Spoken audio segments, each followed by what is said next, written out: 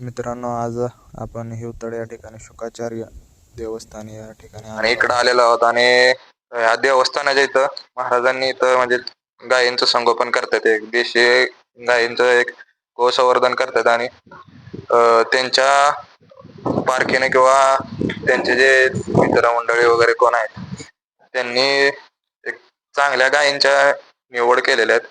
आणि घरच्या गायींच्या पैदाशी सुद्धा चांगल्या बैलांकडून केलेल्या आहेत. त्यांच्याकडे ह्या गाय आहेत.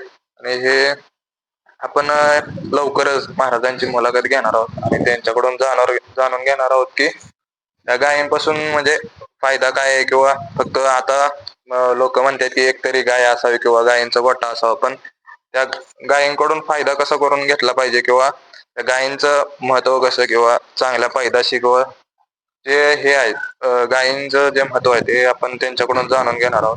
ह्या त्यांच्या गोठ्यातल्या गायी आहेत. बघू शकता, एक सुद्धा गाय अशी नाही की किंवा साधी आहे किंवा फक्त आणून बांधायच्या म्हणून बांधलेत असं नाही. आणि एवढ्या गाय आहेत, पण सांभाळ वगैरे बघा कसा केलाय त्यांनी.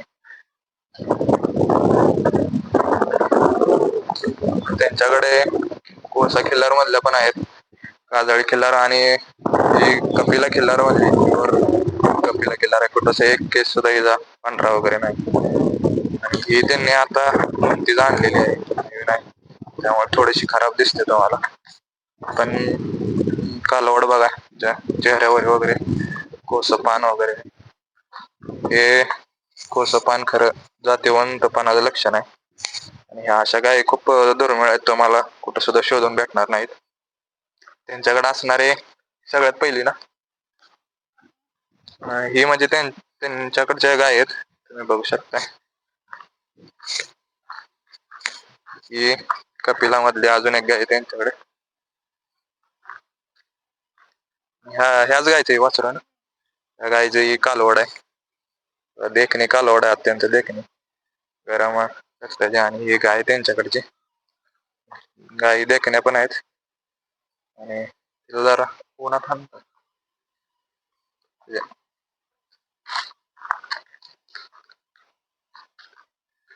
गायींचा सांभाळ वगैरे तर इकडं बघा त्यांचे रान वगैरे आहे. आणि ह्या डोंगरात ह्या गायी चरायला असतात दिवसभर. आणि गोठा तुम्ही बघू शकताय, म्हणजे कोणत्याही प्रकारची गैरसोय ह्या गायींची नाही. इकडं गोठ्याचं नियोजन वगैरे, दावण वगैरे. आणि आता हिवाळ्याचे दिवस चालू आहेत, तर त्यांनी गायींना म्हणजे थंडी वगैरे लागू नये म्हणून असं जाळ करतात, जेणेकरून मच्छर वगैरे येणार नाहीत. हिवाळ्याच्या दिवसात मच्छर वगैरे जास्त येतात, आणि मच्छर आल्यामुळे लंपी वगैरे यासारखे रोग होतात. आणि त्यांनी म्हणजे चांगलं नियोजन केलं इथं. एक गोठा एखादा जर असावा तर कसा असावा याचं एक उत्तम उदाहरण आपण सांगू शकतो की फक्त मी खिल्लार पालन करतोय आणि आणून बांधलेत म्हणून चालत नाही, तर त्यांना सांभाळायला सुद्धा लागतं, त्यांचं नियोजन सुद्धा करायला लागतं. तर इकडं यांचं म्हणजे बाकीचं बघा, कडबा कुट्टी वगैरे आहे इकडं. इकडं म्हणजे मुरघास चाऱ्याचं नियोजन, आणि पलीकडं आहे ते वैरण आहे. आणि इकडं तुम्ही बघू शकताय घास गवत वगैरे आहे. पलीकडे स्टोरेज वगैरे करून ठेवलंय. आणि गाई आरामात ते एकदम आहेत. तर लवकरच आपण आपल्या चॅनलवरती महाराजांची मुलाखत, डिटेल मुलाखत घेणार आहे, जी एकदम वेगळे असणार आहे. गायी बघू शकता तुम्ही कशा आहेत. कपिला मधली ही गायी बघू शकता, हिला पल्ला वगैरे कसा आहे, फाउंडेशन कसं आहे अंगाचा, चेहरा. हिच्या चेहऱ्यावरती तर तुम्हाला कॅमेऱ्यामुळे दिसत असेल किंवा नसेल, हिच्या चेहऱ्यावरती एक कोळसा कलरचं पान आहे, चित्रपान, कांबळ जरा सुद्धा नाही. आणि ह्या अशा गायी तुम्ही बघू शकता.